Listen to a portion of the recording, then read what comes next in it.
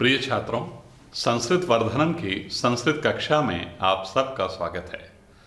आज हम सब कक्षा 10 संस्कृत की पाठ्य पुस्तक मणिका भाग द्वितीय के सप्तमः पाठ्य का अध्ययन करेंगे।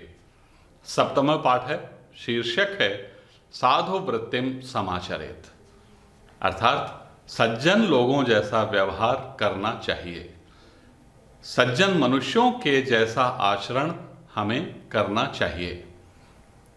पाठ परिचय आप देख रहे हैं, चित्रयुक्त पहेली है ये, जिसमें स्वाध्याय, द्वेष, काम है, उदारता, अहंकार, धैर्यम आदि लिखे हुए हैं। तो पाठ परिचय पढ़ते हैं। क्षमा अयि सखी पश्य पश्य इमाम चित्रमयीम प्रहेलिकाम। अरे सखी, देखो देखो इस चित्रमयी पहेली को। अरे सखी, इस चित्र से युक्त पहेली को देखो। माधुरी दृष्टा मया, मैंने देख लिया। अस्याम तो जीवन पथ है दृश्यते, इसमें तो जीवन पथ दिखाया गया है।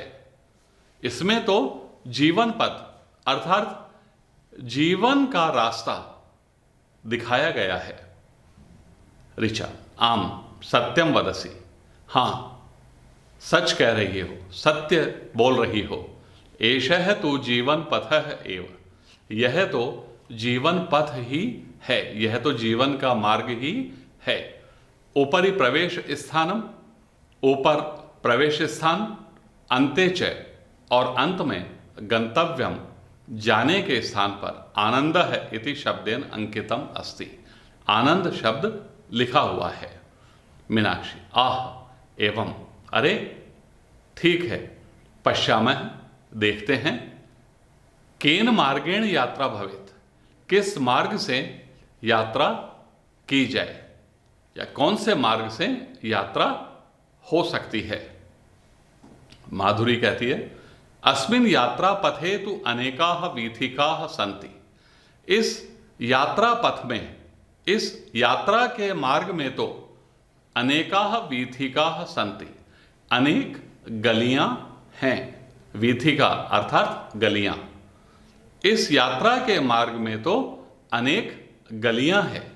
छोटा मार्ग जिसे हम गली कहते हैं, वीथिका। इस यात्रा मार्ग में तो अनेक गलियां हैं। वीथिकासु एव चलनीयम, गलियों में ही चलना चाहिए।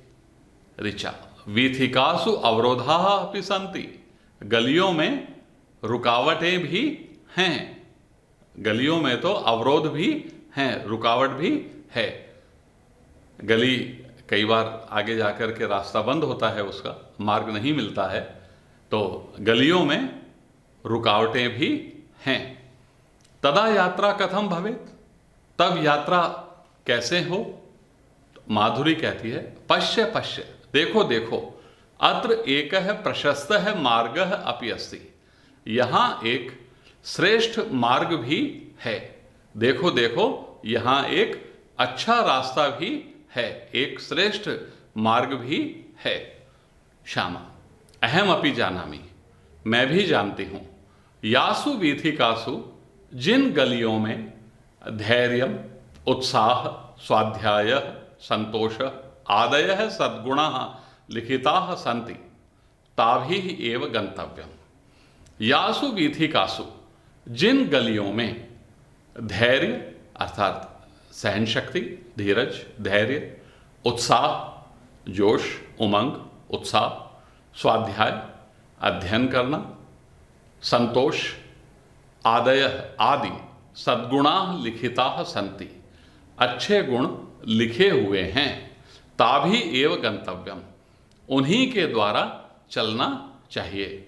जिन गलियों में, जिन मार्गों में धैर्य, उत्साह, स्वाध्याय, अपना अध्ययन करना, संतोष आदि सद्गुण लिखे हुए हैं, अच्छे गुण लिखे हुए हैं, उन्हीं के द्वारा चलना चाहिए। एषः एव वरेण्यः मार्ग है, यही श्रेष्ठ मार्ग है, यही अच्छा रास्ता है। अनेन एव गंतव्यम, इसी के द्वारा चलना चाहिए। श्लोका साधु वदसी, सही कह रही हो, ठीक कह रही हो। यत्र च, और जहां, क्रोधः, कामः, आलस्यम, कलह, घृणा, द्वेषः, ईर्ष्या इत्यादयः अंकिताः स मार्गः तु हेयः एव। और जहां क्रोध यानी गुस्सा, कामः ज़्यादा इच्छाएं, आलस्यम आलस, कलह लड़ाई झगड़ा, घृणा नफरत, द्वेष विरोध, ईर्ष्या आदि लिखे हुए हैं, स मार्गः तु हेयः एव, वह मार्ग तो छोड़ देने योग्य ही है। आचार्य प्रविश्य, प्रवेश करके, मया सर्वम श्रुतम, मेरे द्वारा सब सुन लिया गया है, मैंने सब सुन लिया है। युष्माभि युक्तम एव उक्तम, तुम्हारे द्वारा, तुम सब के द्वारा सही कहा गया है। प्रशस्त है मार्ग है एवं अनुसरणीय, प्रशस्त मार्ग ही अनुसरण के योग्य है, श्रेष्ठ मार्ग ही, उत्तम मार्ग ही चलने योग्य है, अनुसरण करने योग्य है। श्रूयताम तावत कथा, तो यह कथा सुनो, यह कहानी सुनो। साधु वृत्तिम समाचरेत, सज्जनों के जैसा आचरण करना चाहिए। प्रथम अन्विति। अस्ति कर्मपुर नामनी नगरे प्रच्छन्न भाग्य नामधेयः कश्चित् कुमारः। कर्मपुर नामनी नगरे, कर्मपुर नामक नगर में प्रच्छन्न भाग्य है नामधेय, प्रच्छन्न भाग्य नाम वाला कश्चित् कुमार है, कोई कुमार, कोई युवक था। कर्मपुर नामक नगर में प्रच्छन्न भाग्य नाम वाला कोई युवक था। बाल्ये वयसि विद्या परांगमुख स केनचित् दुष्ट बुद्धि नामना चौरेण सह चौर्य कर्मणि निरतः संजातः। बाल्ये वयसि, बचपन में, बाल्य अवस्था में, विद्या परांगमुख है, विद्या से विमुख होकर, पढ़ाई लिखाई से अलग हट करके, विद्या से विमुख होकर, स केनचित, वह कोई, दुष्ट बुद्धि नामना, दुष्ट बुद्धि नाम वाले, चौरेण सह, चोर के साथ, चौर्य कर्मणि निरत संजात है, चोरी के कामों में रत हो गया, चोरी के कामों में लग गया। बचपन में या बाल्य अवस्था में विद्या से अलग होकर, पढ़ाई लिखाई से विमुख होकर, वह किसी दुष्ट बुद्धि नाम वाले चोर के साथ चोरी के कामों में लग गया। एकदा स, एक बार वह, दुष्ट बुद्धिना सार्धम, दुष्ट बुद्धि के साथ, कस्यचित श्रेष्ठिनः गेहे, किसी सेठ के घर में, धन हरणार्थम, धन चुराने के लिए, ग्रामांतरम प्रस्थित है, दूसरे गांव चल दिया, चला गया। एक बार वह दुष्ट बुद्धि के साथ किसी सेठ के घर में धन चुराने के लिए दूसरे गांव चला गया। अथ व्रजन्तौ तौ गर्त संकुले मार्गे क्रीडतः कांश्चित बालकान प्रेक्ष्य अवदताम।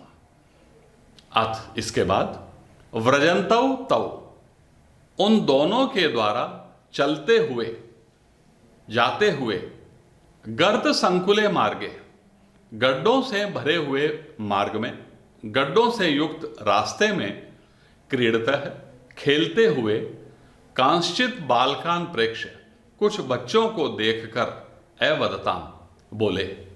इसके बाद चलते हुए उन दोनों ने, जाते हुए, मार्ग में जाते हुए उन दोनों ने, अर्थात प्रच्छन्न भाग्य और दुष्ट बुद्धि, उन दोनों ने गड्ढों से युक्त रास्ते में खेलते हुए कुछ बच्चों को देखकर बोला, भो भो बालका, अरे अरे बालकों, कथमात्र नतोन्नते विषमे मार्गे क्रीडत है, कैसे यहां ऊंचे नीचे कठिन मार्ग में खेल रहे हो।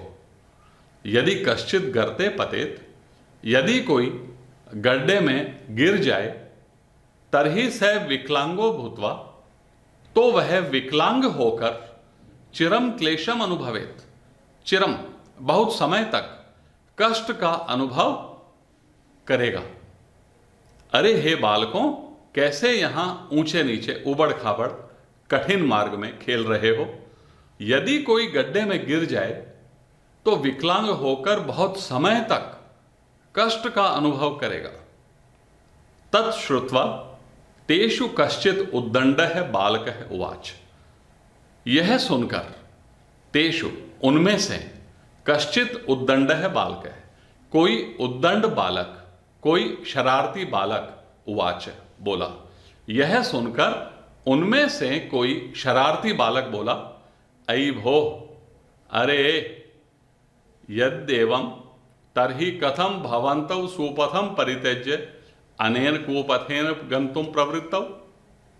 यद्देवं, यदि प्लस एवं, यदि ऐसा है, तर्हि तो, कथम भवन्तौ सुपथम परित्यज्य, कैसे आप दोनों अच्छा मार्ग छोड़कर अनेन कुपथेन, इस बुरे मार्ग से गंतुम प्रवृत्तौ, चलने के लिए तैयार हो, तत्पर हो, जा रहे हो। अरे यदि ऐसा है तो आप दोनों कैसे अच्छा मार्ग छोड़कर, अच्छा मार्ग, अच्छा रास्ता त्याग कर इस बुरे रास्ते से, इस खराब मार्ग से जाने के लिए तैयार हो? अपि इदम श्रेयस्करम, क्या यह श्रेयस्कर है? क्या यह उचित है? क्या यह ठीक है? अनेन वत्सा प्रतिहतांत कर्ण है प्रच्छन्न भाग्य है अचिंतयत। इस प्रकार के वचन से प्रतिहत अंतःकरण है, घायल अंतःकरण वाले, घायल मन वाले प्रच्छन्न भाग्य ने सोचा। इस प्रकार के वचन से, इस प्रकार की बातों से घायल मन वाले प्रच्छन्न भाग्य ने सोचा, किम इदम वचनम विशेषेण मामेव लक्षीकरोति, क्या यह वचन विशेष रूप से मेरी ओर ही इशारा कर रहे हैं? क्या यह वचन विशेष रूप से मुझको ही लक्ष्य कर रहे हैं? अहो कुमार्गम आश्रितस्य मम कीदृशी इयम क्लेश परंपरा। अरे कुमार्गम आश्रितस्य, कुमार्ग का आश्रय लेने वाले, बुरे मार्ग का, खराब मार्ग का सहारा लेने वाले मेरी यह कैसी कष्टों की परंपरा है। गुरुपदेशेन इव, गुरु के उपदेश के समान, अनेन बालवत्सा, इस बालक के वचनों ने मम चक्षुषी समुन्मिलिते, मेरी दोनों आंखें खोल दी है। गुरु के उपदेश के समान इस बच्चे की बातों ने, बाल वचन ने मेरे नेत्र खोल दिए हैं।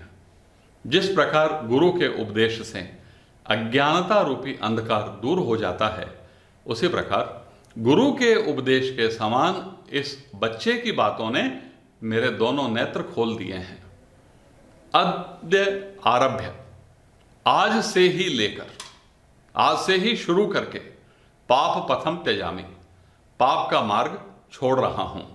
आज से ही इस पाप के मार्ग को त्याग रहा हूं, छोड़ रहा हूं।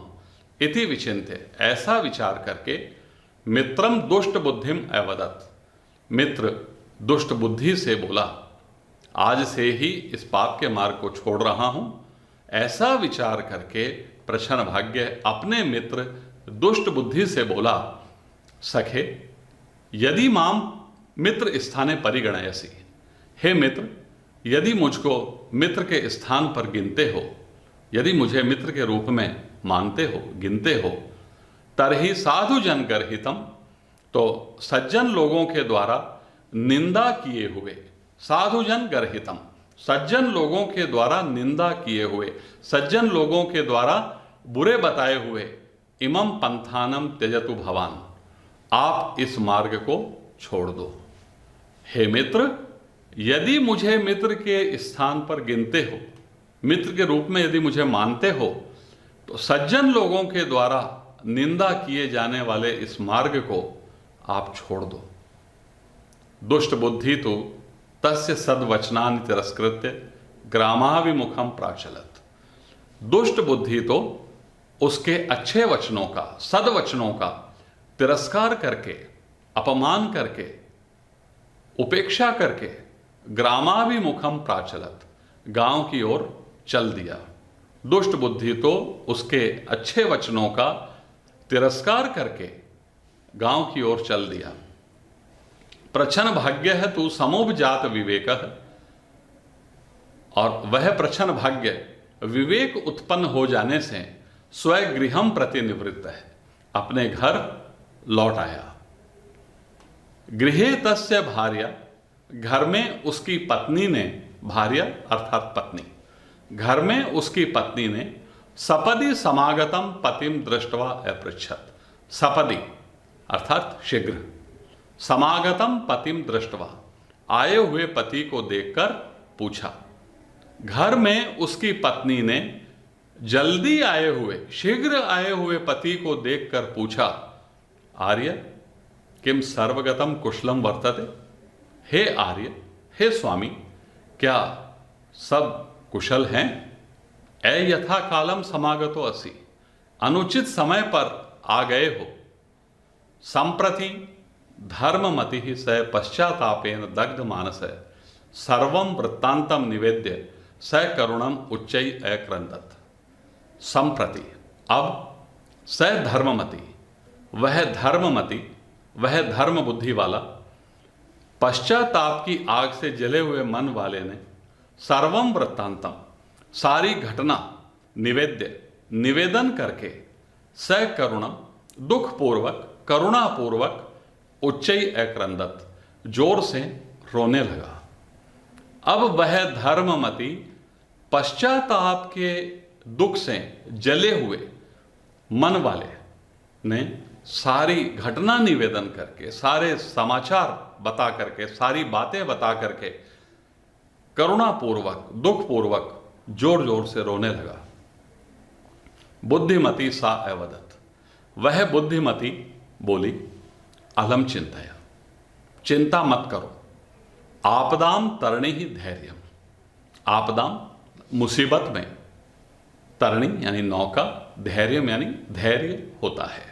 मुसीबत में धैर्य नाव के समान होता है।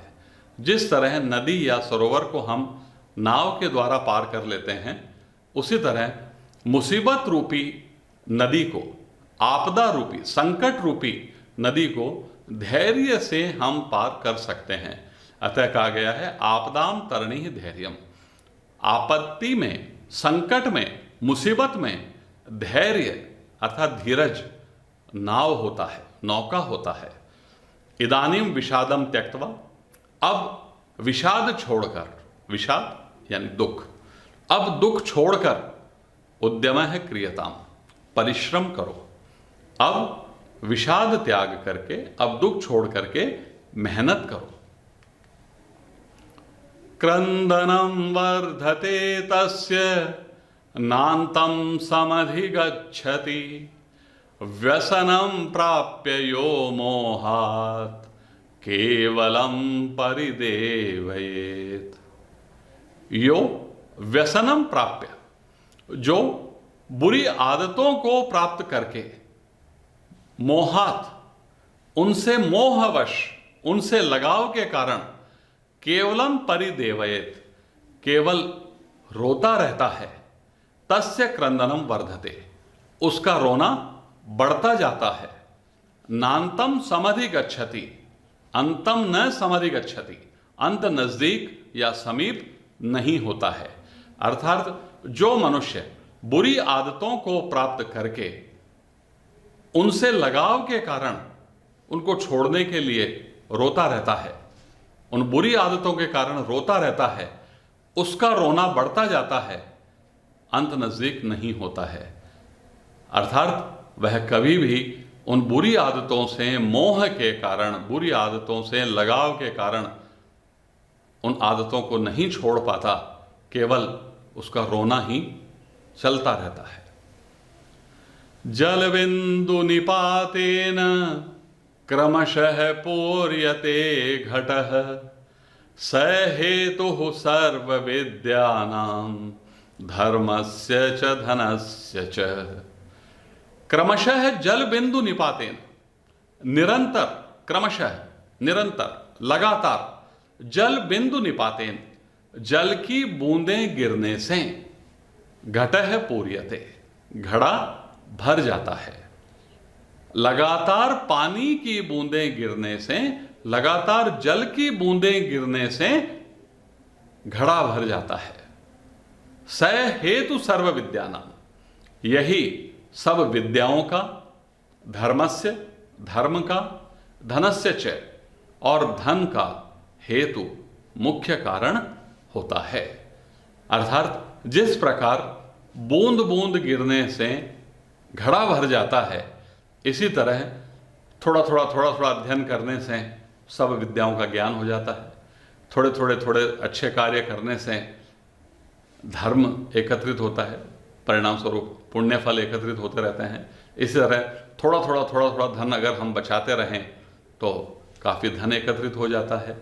तो जल की बूंदें गिरने से जिस प्रकार घड़ा भर जाता है, यही मुख्य हेतु सब विद्याओं का, धर्म का और धन का होता है। अर्थात छोटे छोटे अगर हम प्रयास करें तो हमें सफलता निश्चित रूप से मिलती है। एवं बहुविधम उपदेशम श्रुत्वा, इस प्रकार अनेक प्रकार से उपदेश सुनकर शांत चित्त, शांत मन वाले, स उसने, अर्थात प्रच्छन्न भाग्य ने, कस्यचित कृषकस्य शस्य क्षेत्रे, किसी किसान के अनाज के खेत में, हल कार्यम कर्तुम प्रारभत, हल चलाने का कार्य प्रारंभ किया। इस प्रकार अपनी पत्नी के द्वारा अनेक प्रकार से उपदेश सुनकर शांत मन वाले प्रच्छन्न भाग्य ने किसी किसान के खेत में खेती करना शुरू किया। श्रमेण च, और मेहनत से, परिश्रम से, शनै शनै, धीरे धीरे, प्रभुतम धनम अर्जितवान, बहुत अधिक धन एकत्रित कर लिया, बहुत अधिक धन कमा लिया। अथ पूर्व मित्रम दुष्ट बुद्धि प्रच्छन्न भाग्यस्य धनागम वृत्तांतम श्रुत्वा कदाचित मध्य रात्रे तस्य एव गृहे चौर्यार्थम संधि खनन सुयोगम विलोकयन स्थित है। अथ, इसके बाद, पूर्व मित्रम दुष्ट बुद्धि, पहले के मित्र दुष्ट बुद्धि, प्रच्छन्न भाग्यस्य, प्रच्छन्न भाग्य के, धनागम वृत्तांतम श्रुत्वा, धन आने का समाचार सुनकर, कदाचित मध्य रात्रे, कभी आधी रात में, मध्य रात्रि में, तस्य एव गृहे, उसी के घर में, चौर्यार्थम, चोरी करने के लिए, संधि खनन सुयोगम, सेंध लगाने का उचित अवसर देखते हुए स्थित है, खड़ा हो गया।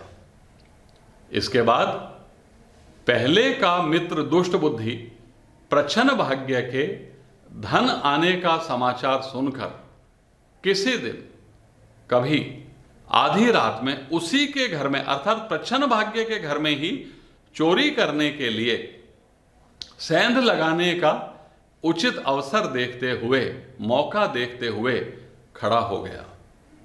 तस्मिन् एव काले, उसी समय, सुप्तोत्थित है प्रच्छन्न भाग्य है, सोकर उठे हुए प्रच्छन्न भाग्य ने, संभ्रांत चित्त है, घबराए हुए चित्त से, घबराए हुए मन से, स्वयं पत्नीम संबोध्य उवाच, अपनी पत्नी को जगाकर बोला।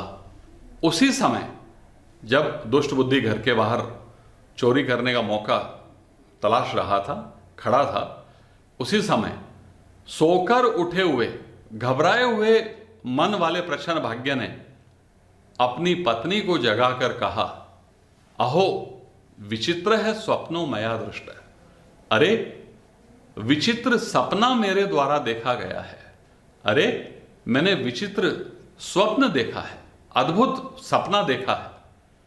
अस्माकम क्षेत्रे, हमारे खेत में, अश्वत्थ तरुमूले, पीपल के पेड़ की जड़ में, अश्वत्थ अर्थात पीपल, तरु यानी वृक्ष या पेड़, मूले यानी जड़ में। पीपल के पेड़ की जड़ में, हमारे खेत में पीपल के पेड़ की जड़ में स्वर्ण पूरितः कलशः, सोने से भरा हुआ कलश, कलश यानी घड़ा, सोने से भरा हुआ घड़ा, विद्यते इति विद्यमान है। तत्श्रुत्वा यह सुनकर परद्रव्य अनासक्ता सा न्यवेदयत, यह सुनकर परद्रव्य दूसरों के धन में अनासक्ता अनिच्छुक, सा न्यवेदयत उसने निवेदन किया, यह सुनकर दूसरों के धन में मोह नहीं रखने वाली, लगाव नहीं रखने वाली अनासक्त उसने अर्थात पत्नी ने निवेदन किया, नाथ विरम अस्मात् लोभात्, हे नाथ, हे स्वामी, इस लालच को रोक दो। दुष्ट बुद्धि तू तयोः वार्ताम श्रुत्वा, दुष्ट बुद्धि तो उन दोनों की बात सुनकर झटिति एव क्षेत्रम गतः, शीघ्र ही जल्दी ही खेत चला गया। दुष्ट बुद्धि तो उन दोनों की बात सुनकर जल्दी से खेत में चला गया। तत्र अश्वत्थ मूलम खनित्वा, वहां पीपल के पेड़ की जड़ को खोदकर, खनित्वा अर्थात खोदकर, तम सुवर्ण कलशम प्राप्तवान, वह सोने का कलश प्राप्त कर लिया। यदा स तस्य आवरणम अपसारयति, जब वह उसका ढक्कन हटाता है, तदैव भयंकरम एकम, तभी एक भयंकर विषधरम सांप को, विषधरम अर्थात सर्प, सांप, फुत्कारम कुर्वंतम पश्यति, फुंकार करते हुए देखता है। जब वह अर्थात दुष्ट बुद्धि उसके ढक्कन को हटाता है, उस कलश के ढक्कन को हटाता है, तभी एक भयंकर फुंकार करते हुए सांप को देखता है।